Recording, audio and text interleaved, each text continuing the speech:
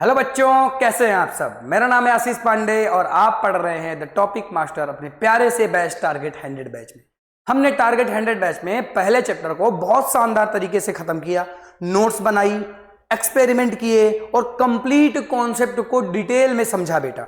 आज हमें lecture number 7 में एमसीक्यू करने हैं। अगर आपने पूरे चैप्टर को अच्छे से पढ़ा है, आपने नोट्स बनाई है बेटा और आपको मजा आई होगी, तो ये जितने एमसीक्यू आज मैं लेकर आया हूं, जितने मैं क्वेश्चन लेकर आया हूं आपके लिए, आज सारे क्वेश्चन आपसे बनने वाले हैं और बेटा आप सबको मजा आने वाली है। तो सभी बच्चे आज के सेशन को एंजॉय करिए। अगर आपने पहले से पढ़ रखा है तो बहुत मजा आने वाली है आज के सेशन में। बेटा स्टार्ट करते हैं बहुत सारे क्वेश्चनों के साथ। उनमें से बेटा पहला क्वेश्चन जो आता है आपके सामने वो ये है, आपसे पूछा गया बेटा, ध्यान से पढ़ो इस क्वेश्चन को।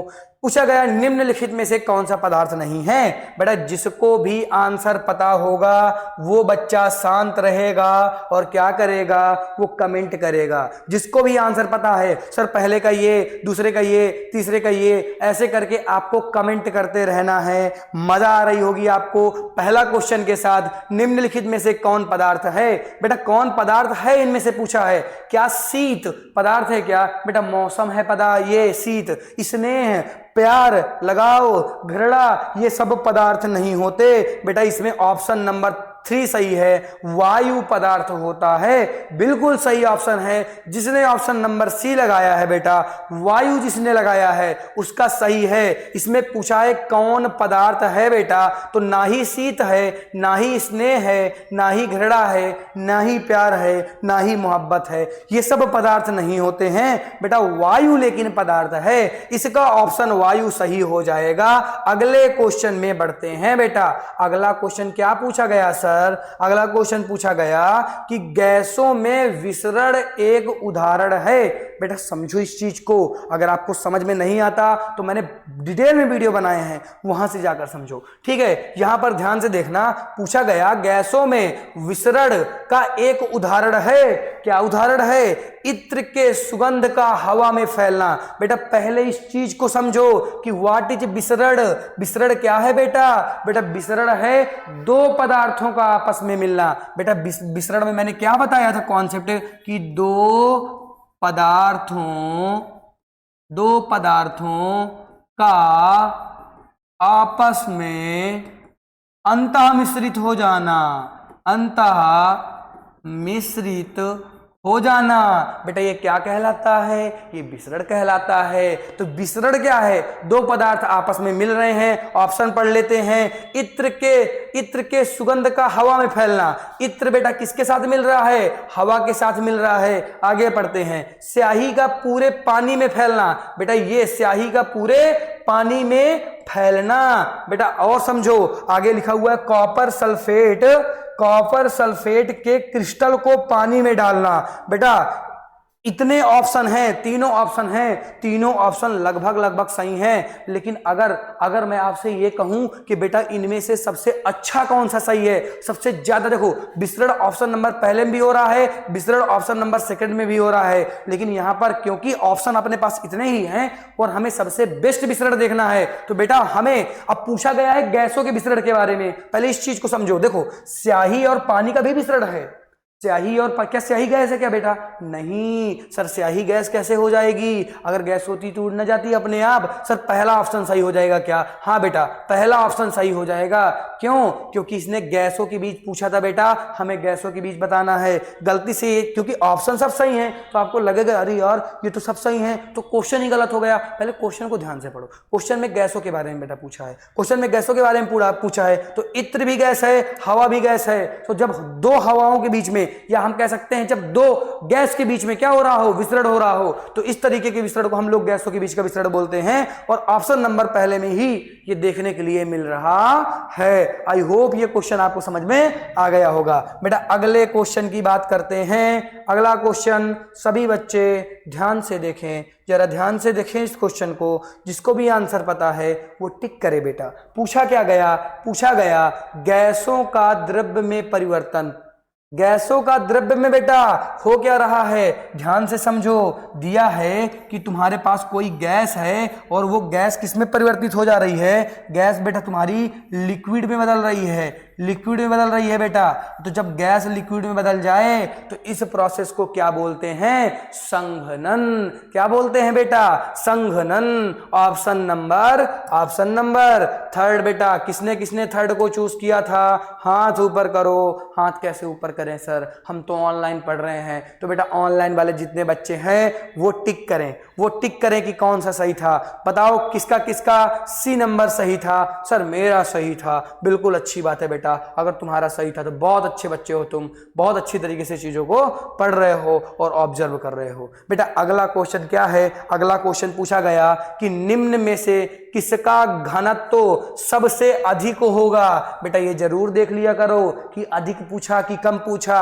पता चले पूछा कम दे रहे हो अधिक, पता चला पूछा अधिक दे रहे हो कम। तो बेटा इसमें पूछा है घनत्व किसका अधिक होगा। क्या बेटा घनत्व किसका अधिक होता है? तो तुमको पता है कि सबसे ज्यादा बेटा घनत्व जो अधिक होता है वो ठोस पदार्थों का होता है। बेटा किसका अधिक होता है? ठोस पदार्थों का होता है। तो ऑप्शन नंबर पहला सही हो जाएगा। कौन सा ऑप्शन सही हो जाएगा? ऑप्शन नंबर पहला सही हो जाएगा बेटा। क्या यहां तक की चीजें समझ में आ गई? क्या इस क्वेश्चन को आपने लिख लिया? क्या मैं आगे बढ़ूं? बिल्कुल सर, आप आगे बढ़ सकते हैं। यहां तक की सारी चीजें हमें समझ में आ गई।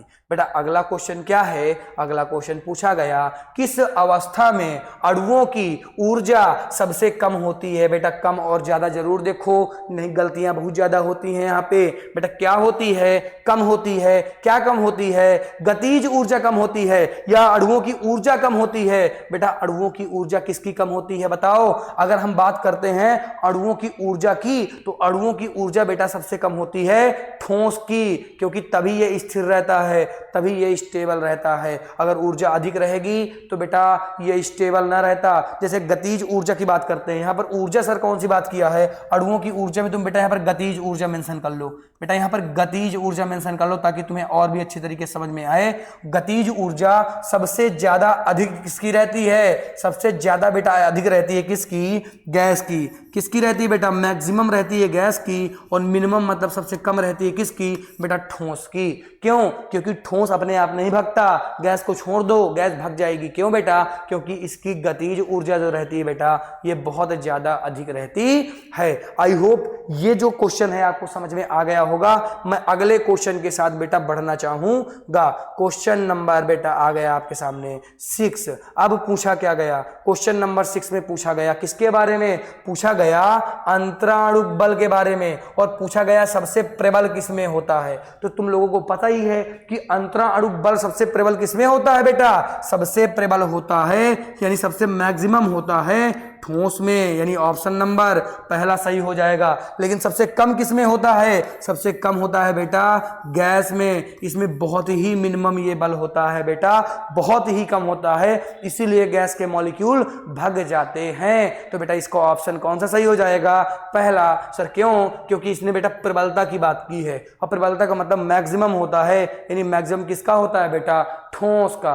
किसका बेटा? ठोस का। आई होप यहां तक की चीजें आपको समझ में आ गई होंगी। अगले क्वेश्चन की बात करते हैं बेटा। कुछ भी अगर समझ में नहीं आ रहा है तो आपने लेक्चर नहीं देखे, आप जाइए आप लेक्चर देखिए। जब आप लेक्चर देखेंगे तो आपको मजा आएगी बेटा। क्या आएगी? मजा आएगी। आ जाओ बात करते हैं नेक्स्ट क्वेश्चन की। बेटा निम्नलिखित में से किसमें कणों की गति अधिकतम गति होती है, यानी मैं कहूंगा कि गतिज ऊर्जा अधिकतम किसकी होती है? तो अभी अभी मैंने बताया बेटा कि किसकी? गैस की। सबसे ज्यादा किसकी बेटा? गैस की। मैक्सिमम तो गैस की होती है, मिनिमम किसकी होती है? ठोस की होती है बेटा। सबसे ज्यादा गतिज ऊर्जा किसकी? सबसे ज्यादा गतिज ऊर्जा गैस की, क्योंकि गैस सबसे ज्यादा भगता है।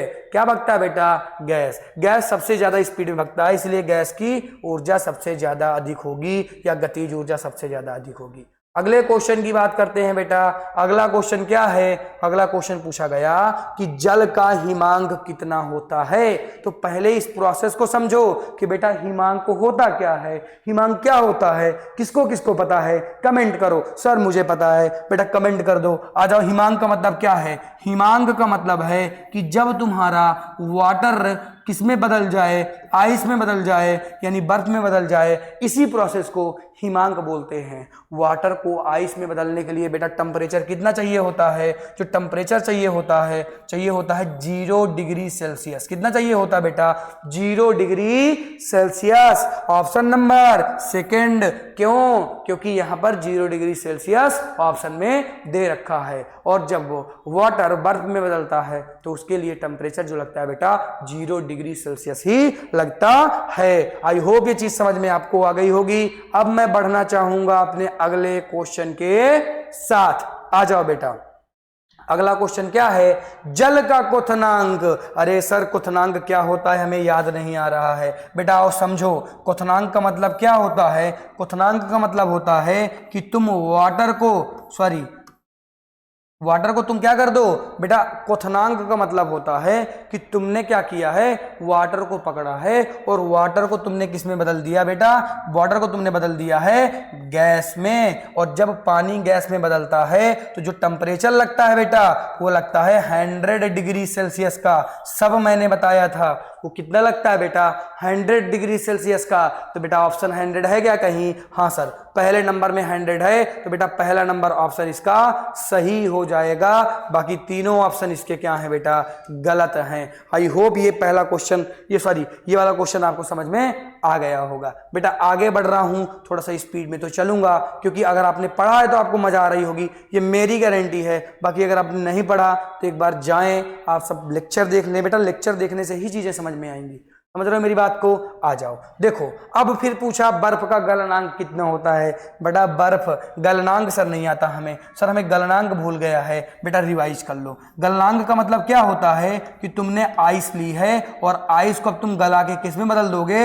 वाटर में बदल दोगे। और इसके लिए जो तुम्हें टेम्परेचर की आवश्यकता पड़ती है बेटा वो 100 डिग्री सेल्सियस। अरे सर गलनांक में सॉरी यहाँ पे कितने पड़ती है? 0 डिग्री सेल्सियस। तो सर आपने हिमांक भी बताया 0 डिग्री सेल्सियस, आप गलनांक भी बता रहे हैं 0 डिग्री सेल्सियस। सर ऐसे कैसे हो सकता है कि बर्फ पिघल भी रहा है? जब बर्फ पिघल रहा है तो वाटर में बदल रहा है, उसके लिए भी टेम्परेचर 0 डिग्री सेल्सियस। जब ये वाटर जम रहा है बर्फ में तो इसके लिए भी टेम्परेचर 0 डिग्री सेल्सियस। बेटा इसका आंसर मैंने दिया था, इसके पिछले वीडियो में दिया था। इसके पिछले नंबर वीडियो देखो, लेक्चर नंबर 6 देखो, डिटेल में तुम्हें आंसर मिल जाएगा बेटा। इसका ऑप्शन कौन सा सही है? ऑप्शन बेटा इसका बी नंबर सही हो जाएगा। आई होप ये चीज आपको समझ में भी आ गई होगी। बेटा नेक्स्ट क्वेश्चन की बात करेंगे। नेक्स्ट क्वेश्चन में क्या पूछा गया है बेटा? नेक्स्ट क्वेश्चन में पूछा गया है आपसे कि 300 केल्विन तापमान बराबर है, यानी यहां पर क्या दिया गया? ध्यान से देख लेना।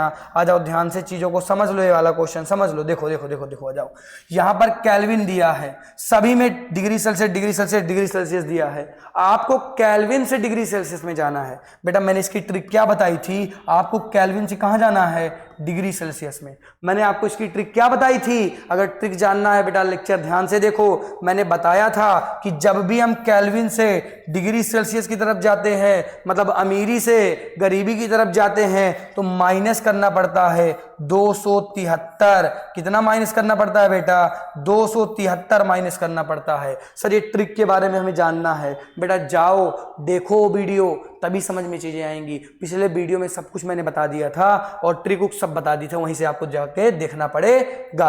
अब बेटा तुम्हें करना क्या है कि 300 में माइनस कर देना है। 300 में बेटा माइनस कर देना है 273 को। बेटा जब भी हम केल्विन से कहां पे जाते हैं? डिग्री सेल्सियस में जाते हैं, तो हम माइनस करते हैं 273 का। माइनस कर दोगे तो आंसर बेटा जो आएगा तुम्हारे सामने वो आएगा 25। कितना आएगा बेटा? सॉरी वो कितना आएगा? आंसर जो आपको देखने के लिए मिलेगा वो बेटा, इसमें ऑप्शन मुझे लग रहा है गलत दिए हुए हैं, मैं ऑप्शन सही करवा देता हूं। जब आप इसको माइनस कर देंगे तो आपके पास बचेगा कितना? आपके पास बचेगा बेटा, इधर हो गया 7, इधर हो गया 2, यानी बचेगा कितना? 27। ऑप्शन दिया हुआ है 25, तो बेटा इसको 27 कर लो। ये वाले ऑप्शन को 27 कर लो, इसको 3 काट दो। इसका 27 कर लो और ऑप्शन नंबर 3 इसका सही हो जाएगा। क्यों? क्योंकि मैंने 300 में घटा दिया कितना 273, बेटा कितना आया 27 आ गया। 27 ऑप्शन नंबर 3 में मैंने बना दिया है। आई होप ये क्वेश्चन समझ में आया होगा। अगर और अच्छे तरीके से प्रैक्टिस करनी है, डिटेल में वीडियो देखना है, तब आपको लेक्चर देखना पड़ेगा बेटा। क्या देखना पड़ेगा? लेक्चर। अगले क्वेश्चन की बात की जाए क्या? हाँ सर अगले क्वेश्चन की बात करते हैं। आ जाओ अगले क्वेश्चन की बात करते हैं। आ जाओ बेटा अगले क्वेश्चन की बात करते हैं।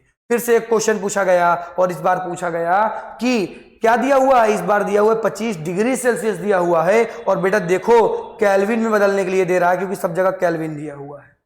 तो बेटा 25 डिग्री सेल्सियस को केल्विन में बदलना है तो जब भी क्या करोगे, जब डिग्री सेल्सियस से बेटा केल्विन की तरफ बढ़ोगे तो तुमको प्लस करना पड़ता है 273। ये मैंने डिटेल में आपको समझाया रहा होगा। प्लस कितना करना पड़ता है? 273। बेटा इसमें 273 में कितना जोड़ दोगे? 25, क्योंकि 25 दे रखा है। तो बेटा कितना आ जाएगा? बेटा कितना आ जाएगा? 298 आ जाएगा। क्या 298 ऑप्शन है क्या? हाँ सर पहले नंबर में 298 ऑप्शन है। तो बेटा पहला नंबर ऑप्शन भी सही हो जाएगा। देख रहे हो कैसे हम चेंज कर रहे हैं? समझ में आ रहा है कि नहीं? हाँ सर आ रहा है। आगे बढ़ते हैं बेटा, आगे बढ़ते हैं। और अब हम किसकी बात करते हैं? क्वेश्चन नंबर 12 की बात करते हैं बेटा। किसकी? क्वेश्चन नंबर 12 की बात करते हैं। क्या पूछा गया क्वेश्चन नंबर 12 में? कहा गया कि गर्म भोजन या इत्र की गंध दूर तक किस कारण से विसरित होती है? बेटा नाम ही मैंने बता दिया, विसरित होती है मतलब क्या है? इसका ऑप्शन विसरण सही हो जाएगा। क्या सही हो जाएगा बेटा? विसरण। क्योंकि देखो होता क्या है, जब गंध फैलती है तो बेटा कैसे फैलती है कि वो ऑक्सीजन के साथ, वो एयर के साथ क्या हो रही है? विसरित हो रही है। दो पदार्थ आपस में मिलकर अंतः मिश्रित होते हैं, उसे हम विसरण कहते हैं। डिटेल में समझाया था लेक्चर नंबर पहले में, एक्सपेरिमेंट किया था इसका। अगर एक्सपेरिमेंट देखना तो लेक्चर नंबर पहला देखो, एक्सपेरिमेंट भी मिल जाएगा। इसका ऑप्शन नंबर पहला सही हो जाएगा। सभी बच्चे जिनको ऑप्शन आते हैं साथ साथ में करते रहें, कमेंट करते रहें, बताते रहें बेटा। ठीक है आ जाओ बढ़ते हैं। लिखा है इसमें निम्न में से कौन सा पदार्थ का गुण नहीं है? बेटा क्या विसरण पदार्थ का गुण नहीं है क्या? बिल्कुल है। क्या संगलन नहीं है क्या? बिल्कुल है। क्या तरंग दैर्घ्य नहीं है क्या? क्या मैंने पढ़ाया कहीं तरंग दैर्घ्य? नहीं पढ़ाया बेटा। तो कौन सा ऑप्शन सही हो जाएगा? ऑप्शन नंबर 3 सही हो जाएगा। कौन सा बेटा? ऑप्शन नंबर 3, क्योंकि हमने तरंग दैर्घ्य की कभी भी बात नहीं की। इस पूरे चैप्टर में हमने कभी भी तरंग दैर्घ्य की बात नहीं की। आ जाओ नेक्स्ट क्वेश्चन की बात करते हैं बेटा। नेक्स्ट क्वेश्चन की बात करते हैं। अगला क्वेश्चन है निम्नलिखित में से कौन पदार्थ का गुण नहीं है? अरे यार क्वेश्चन तो रिपीट हो गया, चलो टिक ही कर देते हैं। 3rd नंबर था इसका, तो क्वेश्चन रिपीट हुआ तो कोई बात ही नहीं है। आ जाओ अगले क्वेश्चन की बात करेंगे फिर। चलो अगला और लास्ट क्वेश्चन बेटा है आपका, जो कि क्या पूछा गया आपसे कि गर्म करने पर गैस का आयतन क्या होगा? बेटा किसी भी चीज को गर्म कर दो बेटा, कभी भी कोई भी चीज को तुम क्या करोगे? जब भी पदार्थ को गर्म करोगे, जब भी पदार्थ या गैस को गर्म करोगे, मैं लिखे दे रहा हूं बेटा, कोई भी पदार्थ हो, वो तो गैस इसमें दिया हुआ है, कोई भी पदार्थ हो बेटा, जब उसको तुम क्या करोगे? गर्म करोगे तो बेटा हमेशा क्या होगा? हमेशा उसके आयतन में बेटा वृद्धि होगी, आयतन हमेशा उसका बढ़ेगा। ऑप्शन नंबर पहला क्या बेटा? ऑप्शन नंबर पहला सही हो जाएगा। आई होप ये सारी चीजें आपको समझ में आई होंगी, मजा आई होगी बेटा। आज के इस सेशन में जिसने भी वीडियो पढ़े हैं, जिसने भी लेक्चर्स देखे हैं और जिसने भी इस चैप्टर को ध्यान से पढ़ा है, उसको जरूर मजा आई होगी, उसने एंजॉय किया होगा। आज से हम इस चैप्टर को पूर्ण विराम लगाते हैं बेटा। इसका प्रैक्टिस सेट, इसका टेस्ट आने वाले समय में आपको मिल जाएगा। इसके लिए कोई ना कोई हम उपचार खोजेंगे, अभी हम चीजों को मैनेज कर रहे हैं। ठीक है बेटा, लेक्चर पर डे अपलोड होते हैं, टाइम से देखने आ जाया करो बेटा, सुबह ही लेक्चर अपलोड हो जाता है। अब हमें नेक्स्ट लेक्चर से अपने चैप्टर नंबर 2 की बात करनी है। बेटा हम नया चैप्टर स्टार्ट करने वाले हैं, हम कुछ नया लाने वाले हैं आपके लिए। उस नए चैप्टर में हम बात करेंगे डिटेल में चीज़ों की। आई होप ये पहला चैप्टर आपने एंजॉय किया होगा, आपको मजा आई होगी। बेटा आज से हम इस चैप्टर को पूर्ण विराम लगाते हैं। सबको मजा आई हो कमेंट कर दो, आज इस चैप्टर को बाय बाय कर दो। सभी लोग लिखो बाय बाय हमारे आसपास के पदार्थ, टाटा, चैप्टर नंबर 1। ठीक है बेटा, तो चलो अब मैं मिलता हूं आपसे नेक्स्ट लेक्चर पर। Thank you so much for watching. Tata bye bye.